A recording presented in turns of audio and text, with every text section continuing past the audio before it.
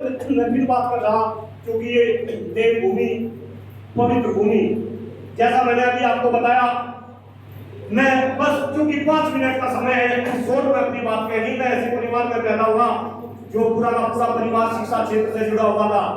जब मैं बचपन में छोटा था और मुझे खूब ध्यान है कि जब मैंने बुलेट से पैदल चलना शुरू करा, कई बार मेरे पिताजी मेरे से पूछते थे कि भाई कुंडी बड़ा होकर क्या बनेगा।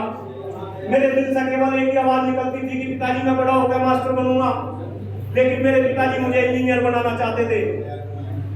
वे कहते थे कि भाई तेरे मम्मी पिताजी मास्टर, तेरे मामा मास्टर, तेरे फूफा मास्टर, तेरे पापा मास्टर, हम तो तुझे इंजीनियर बनाएंगे।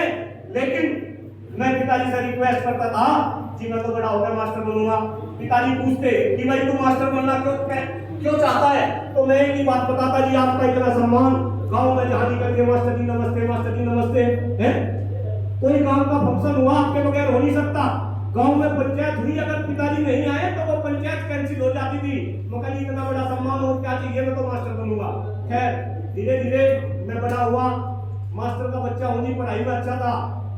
बड़ा होने के बाद मैंने 2001 में एमबीए इंजीनियरिंग कॉलेज जोधपुर से एमसीए किया। उस टाइम पे एमसीए करना बहुत बड़ी बात थी।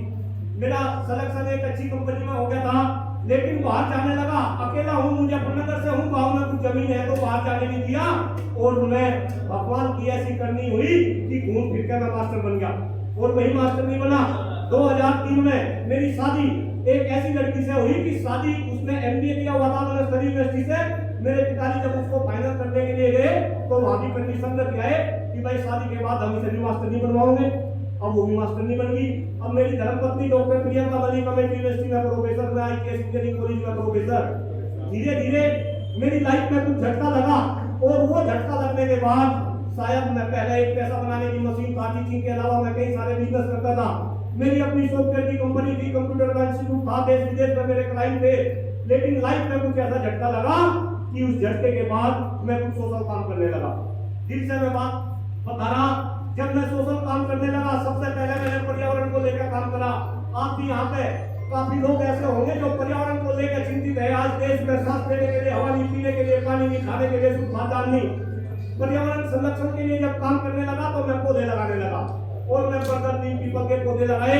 मैं इतने पौधे लगाए इस सभागार में कोई साथी ऐसा होगा जिसमें 10, 20, 30, 50 पौधे लगाए, लेकिन डॉक्टर कुलदीप मलिक ने अनगिनत संख्या में पौधे लगाए।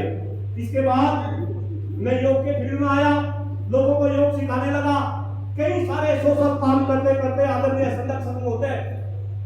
आपका ध्यान चाहूंगा, मैंने एक गलती करी या गलती नहीं करी, ये तो आने वाला समय बताएगा। मैंने अभी 3 साल पहले मेरठ सहारनपुर मंडल में एमएनसी शिक्षक वर्ग में चुनाव लड़ा दी। उसमें भाई साहब ने भी जो है स्नातक में चुनाव लड़ा।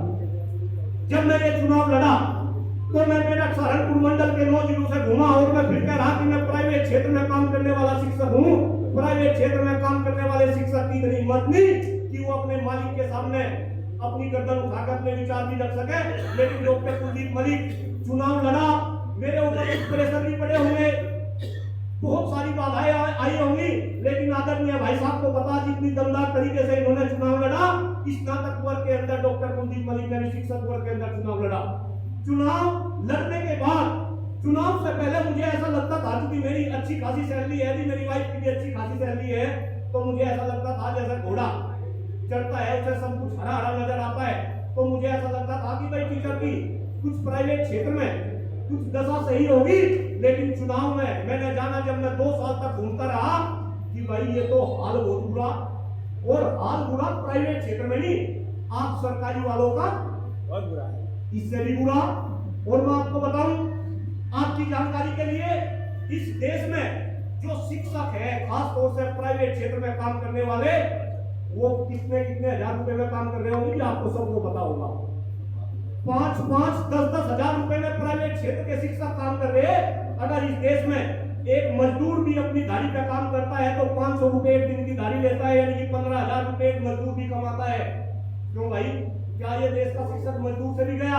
और खास तौर से चूंकि आप में से मोस्टली सरकारी क्षेत्र में काम कर रहे, आपके विद्यालय में भी मैंने ऐसे शिक्षकों को देखा कि आप तो सरकारी से सैलरी ले रहे और वे बेचारे पीटीए पे काम कर रहे। 10-10 हजार रुपए में काम कर रहे, और डॉक्टर कुलदीप मलिक को ये कहते हुए बिल्कुल संकोच नहीं कि उन 10-10 हजार रुपए में से भी कई बार आदरणीय शुक्ल जी 2-3 हजार रुपए मैनेजमेंट कर ले, उन्हें 10 हजार रुपए पूरे भी नहीं मिलते। क्यों भाई, कैसा काम चलेगा जब तक इस देश का शिक्षक सामाजिक, आर्थिक और राजनीतिक रूप से सशक्त नहीं होगा? ये देश कैसे आगे चलेगा, कैसे ये देश विश्व बनेगा? और कहीं ना कहीं मैंने अभी भी बोला कि हम सरकार के चंगुल में फंस गए, हम सरकार के चंगुल में फंस गए, और सरकार चाह रही कि देश का शिक्षक बर्बाद हो जा, ये मिट्टी में मिल जा। आप याद करिए इस देश की राजनीति कभी शिक्षक चलाते थे। इस देश में जब ये देश आजाद हुआ, और आजादी से पहले शिक्षकों की एक महत्वपूर्ण भूमिका थी। भाई मैं इतिहास का छात्र नहीं, लेकिन मैंने पढ़ा जब ये देश आजाद हुआ, आजादी के बाद देश के पहले उपराष्ट्रपति डॉक्टर सर्वपल्ली राधाकृष्णन बने, इसके बाद उनको देश का दूसरा राष्ट्रपति बनाया गया। इस देश में एक ऐसा समय आया जब देश का प्रधानमंत्री और देश का राष्ट्रपति दोनों शिक्षक समाज चाहते थे, लेकिन आज शिक्षकों की क्या दशा होगी जी? हमारी विधान परिषद में, अगर मैं यूपी की बात करूं, चूंकि सभी लोग यहाँ यूपी से हैं, हमारी विधानसभा में जितनी शिक्षकों की सीटें थी, वे सीटें भी आज हमारे से क्या कर ली गई? छीन ली गई, और छीनी भी वैसे ली गई। हमें दबाया गया, हमें कुचला गया, हमें डराया गया, और हम डरे। और मैं तो बताऊं, जब मैं चुनाव लड़ रहा था तो कोरोना का काल चल रहा था। बात करेंगे, मेरा इस मंच से बस केवल और केवल यही निवेदन है, भाई अगर आपको अपनी सभी समस्याओं का समाधान चाहिए, देखो मैं तो यहाँ, मुझे ऐसा लग रहा सबसे छोटा हूँ, मैं किसी का छोटा भाई हूँ, किसी के मैं पुत्र समान हूँ, लेकिन अनुभव मुझे भी हो रहा, अगर आपको हर समस्या का समाधान चाहिए तो उसका केवल और केवल एक ही मंत्र है, वो है एकजुटता, एकजुटता, एकजुटता। एक मूवी आई थी, उसमें मूवी में डायलॉग बोल लगा था कि मूवी के सक्सेस होने का केवल एक ही मंत्र है, एंटरटेनमेंट, एंटरटेनमेंट, एंटरटेनमेंट। इस मंच से मैं आपको मंत्र दे रहा, मैं आपसे निवेदन कर रहा कि आप एकजुट हो जाओ। शिक्षक का मतलब केवल और केवल शिक्षक रखो। शिक्षक का मतलब प्राइवेट क्षेत्र और सरकारी क्षेत्र, इनमें मत बांटो। और फिर सरकारी क्षेत्र में भी सारे शिक्षक अलग अलग ग्रुप में बट रहे। जब तक इस हिंदुस्तान का शिक्षक एकजुट नहीं होगा, हमारी समस्याएं ऐसे ही बरकरार रहेगी, और कहीं न कहीं सामाजिक, आर्थिक और राजनीतिक रूप से हम कमजोर होते रहेंगे। इस आशा के साथ मैंने अगर कुछ गलत कहा हो तो आप मुझे माफ करेंगे। आप लोगों ने यहाँ मुझे बोलने का मौका दिया, आपका बहुत बहुत आभार, बहुत बहुत धन्यवाद। जय हिंद, जय भारत, भारत माता की जय, जय शिक्षक समाज। थैंक यू, बहुत बहुत धन्यवाद।